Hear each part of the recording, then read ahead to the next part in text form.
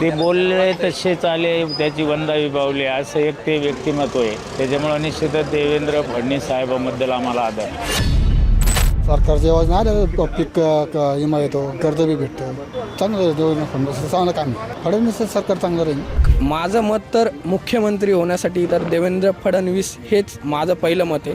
देवेंद्र फडणवीसांनी ज्या काही योजना आणल्या होत्या त्या खूप उत्कृष्ट आहेत.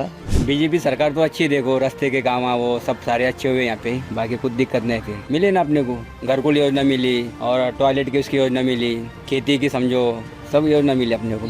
देवेंद्र फडणवीस साहेब एक महाराष्ट्र राज्याचे उपमुख्यमंत्री असून एक कर्तव्यदक्ष असे मुख्यमंत्री या महाराष्ट्र राज्याचे राहिलेले आहेत. आणि आज आपल्या संभाजीनगरमध्ये जो पाण्याचा प्रश्न होता, इतक्या वर्षापासून लोकांना 10 दिवसाला पाणी मिळतंय, परंतु त्यांच्या पुढाकाराने मागच्या वेळेस त्यांनी मुख्यमंत्री असताना 1680 कोटी ते समांतर जलवाहिनीसाठी दिले आणि त्याचं काम जोरात चालू आहे.